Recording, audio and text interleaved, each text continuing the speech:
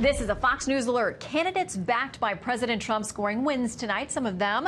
Devoted Trump supporter Corey Stewart, defender of Confederate statues, the winning Virginia GOP now Senate nominee. He'll go up against Senator Tim Kaine in the fall. And in what could be another upset, incumbent South Carolina GOP Congressman Mark Sanford is trailing State Representative Katie Arrington in the bitter House Republican primary election.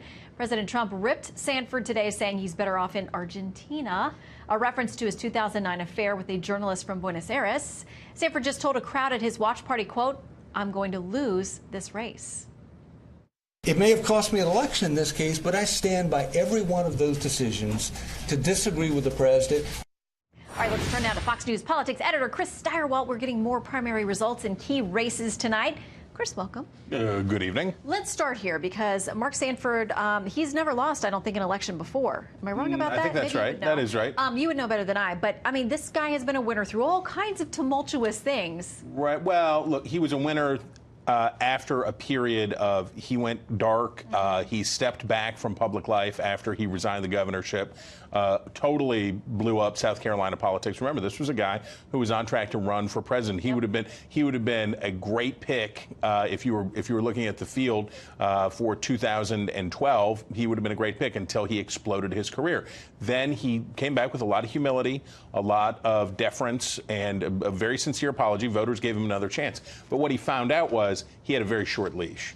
And that meant that any criticism of the president, any bucking the party line, this is a guy who is very conservative. Mark Sanford is mega conservative, and the guys in the Freedom Caucus like him, and the libertarian... Many of them supported him. They were backing him in this race. Exactly. The libertarian leaners like him. But what the verdict here was, because of his baggage, and she went right after his baggage throughout her ads, made a lot out of his affair and his scandal, and she went after that in addition to the points that he's disagreed with President Trump.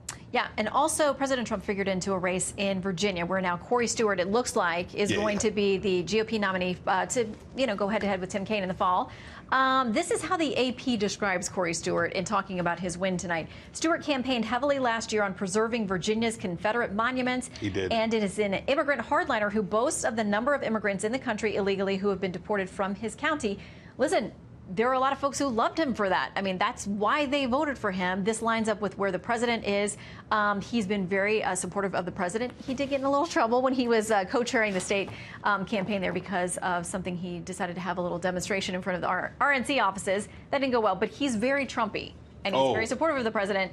But there are a lot of folks out there saying they wonder now how this is going to play more broadly nationally in the races and down ticket in Virginia as well. Well, the Republican turnout in Virginia this year was substantially below where it was even last year in the primary, where Corey Stewart was trying to take on Ed Gillespie. Corey Stewart is going to be a big part of helping turn Virginia blue. About making it that way. Okay. If you look at where his support came from, if you look at how few people turned out to vote, and if you look at his message, and you look at his performance in these northern counties in Virginia, he's out of step. And of course, what Democrats are going to try to do, they're not worried about Tim Kaine. What they're going to try to do is make Corey Stewart the face of the Republican Party in Nevada, in other places, and that'll put the national Republicans, that there'll be a little split step because they don't want to say, oh no, we disavow Corey Stewart unless he gets crazy. They don't want to say we disavow him, but at the same time, the president showing up to campaign with him. Do you think that'll happen?